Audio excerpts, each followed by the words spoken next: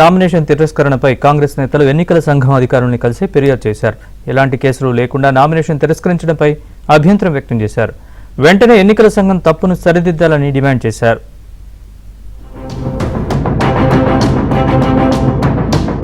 మధ్యప్రదేశ్లో తెలంగాణ కాంగ్రెస్ వ్యవహారాల incharge Meenakshi Natarajan nomination పై high drama నెలకొంది.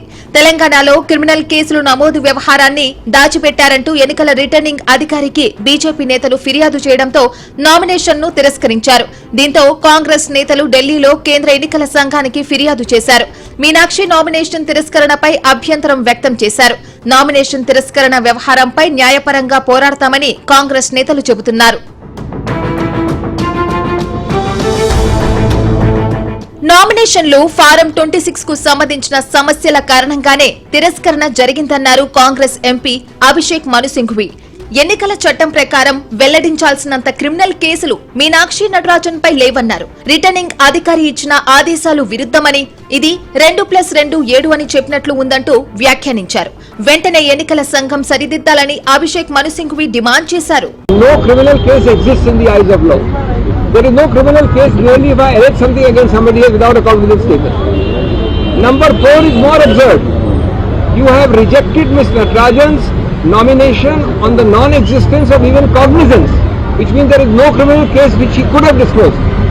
But you have done it at the first stage, whereas the section which I just read to you, 33A, says that after cognizance, if it is taken.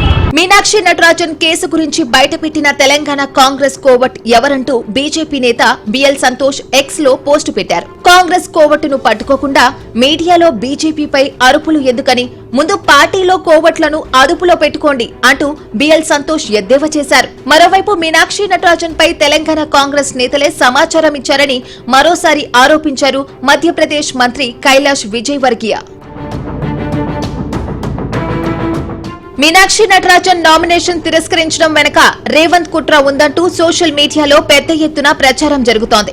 Telangana CM Revanth పై దుష్ప్రచారం చేస్తున్న social media channels పై చర్యలు తీసుకోవాలని కోరుతూ cyber crime పోలీసులకు MP Chamala Kiran Kumar Reddy ఫిర్యాదు చేశారు. దీనిపై పూర్తి స్థాయిలో దర్యాప్తు చేపట్టి ఎఫ్ఐఆర్ నమోదు చేయాలని ఎంపీ చామల విజ్ఞప్తి చేశారు. This particular social media platform is again and again targeting with no relevance. They are targeting the Chief Minister of Telangana. Yes. Yesterday, the Rajya Sabha nomination has been rejected by the Election Commission in Madhya Pradesh. He is trying to blame the Chief Minister of Telangana for whatever happened in Madhya Pradesh. Meenakshi Natarajan Rajya Sabha nomination తిరస్కరించిన నేపథ్యంలో గురువారం నాడు high level meeting నిర్వహించాలని AICC నిర్ణయించింది. ఈ సమావేశానికి AICC general సెక్రటరీలతో పాటు PCC ప్రెసిడెంట్లు, కాంగ్రెస్ ఇన్ఛార్జీలు హాజరు కావాల్సిందేనన్నారు.